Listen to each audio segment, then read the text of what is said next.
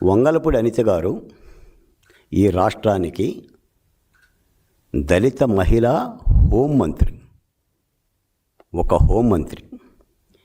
ఈ హోంమంత్రిని మాజీ మంత్రి గుడివాడ అమర్నాథ్ గారు చాలా హేళనగా,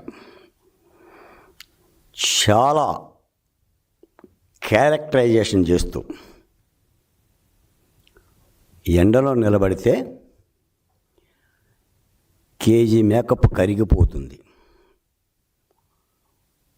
ఆమె గారు ఏ ఉద్యోగం చేశారో మాకు తెలుసు, ఆ ఉద్యోగం ఎలా చేశారో మాకు తెలుసు. మా మహిళలు అలాంటి ఉద్యోగాలు చెయ్యరు అని చెప్పేసని ఒళ్ళు బలిసి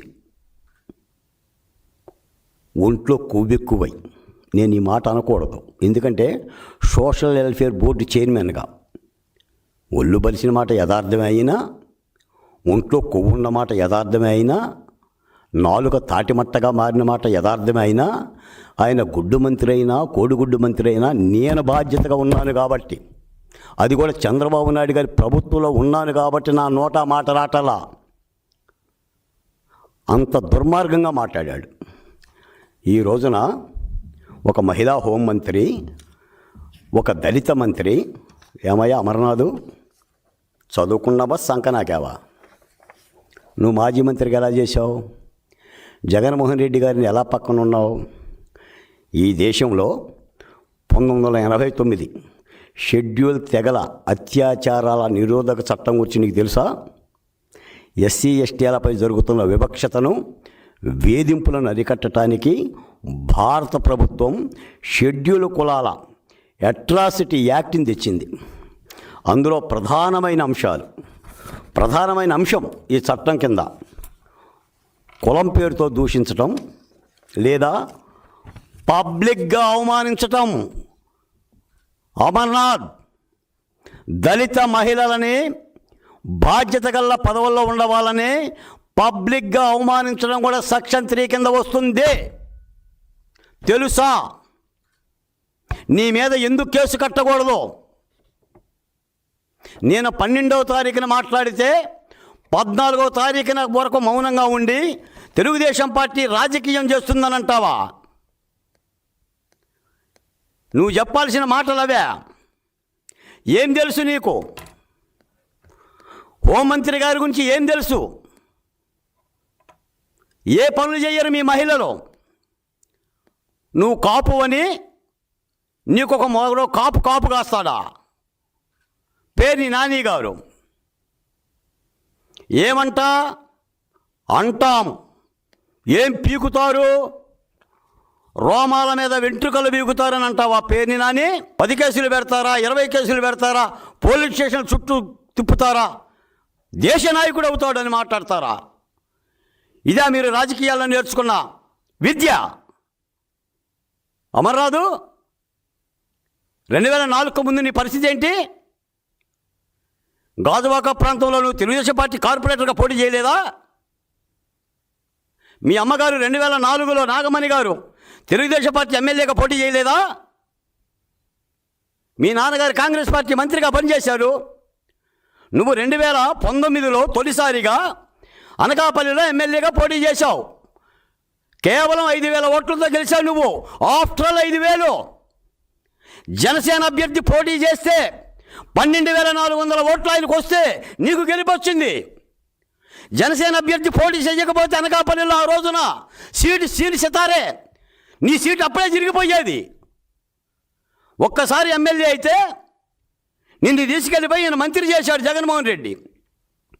ఒక్కసారి కలిసిన నీకే ఇంత పొగరుంటే మా హోంమంత్రి గారికి ఎంత ఉండాలి?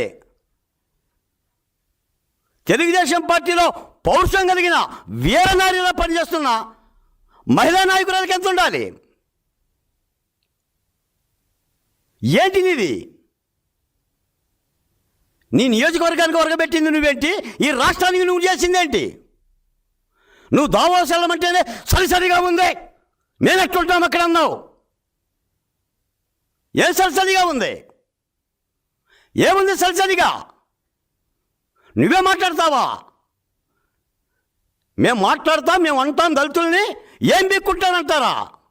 రోమాలు చూపిస్తారా? రోమాలు పెరిగినాయా మీకు?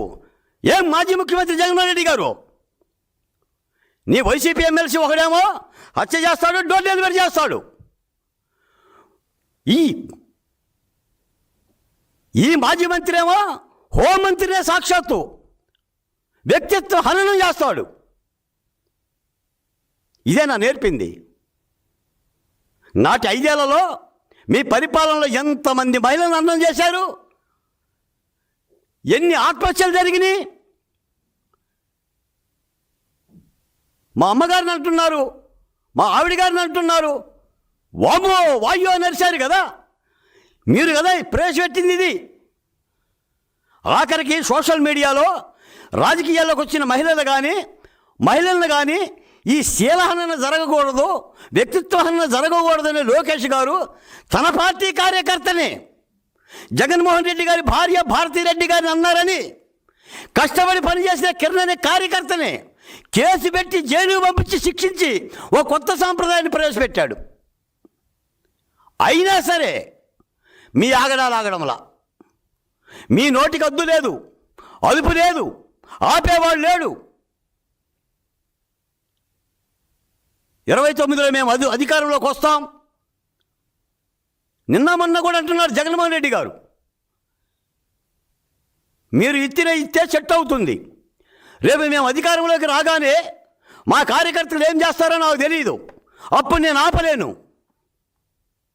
ఏం ఆపలేవు. 2024 ముందు కూడా ఇవేగా చెప్పింది. సిద్ధం సభలో ఏం చెప్పారు సార్?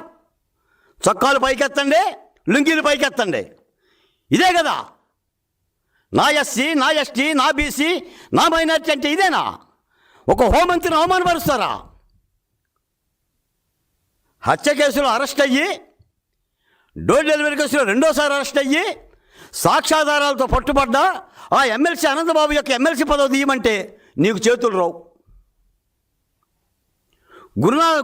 అమర్నాథ్ మాట్లాడితే ఏం పర్వాలేదేమని ప్రోత్సాహంగా ఉంటావు. ఈరోజు తెలుగుదేశం పార్టీ అవి నేర్పడంలా, చంద్రబాబు నాయుడు గారు అది నేర్పడంలా, లోకేష్ గారు అది నేర్పడంలా. ఏదైనా సరే బాధ్యత పడుతున్నాం. నువ్వు చేసే ప్రతి ఆరోపణకి అటు ప్రభుత్వం కానీ ప్రభుత్వ అధికారులు కానీ చట్ట ప్రకారంగా మీకే కులాలు ఉన్నాయా? దళితులు కులం లేదా? ఒక దళిత మా హోంమంత్రిని అంటే అన్నదే కాకుండా రోమాలు బీగుతారని మాట్లాడుతున్నారా? ఇలాంటి దుర్మార్గాన్ని ప్రవేశపెడతారా? దీనికి మళ్ళీ మీకు అధికారం కావాలా? ఏం చేస్తారు వచ్చి?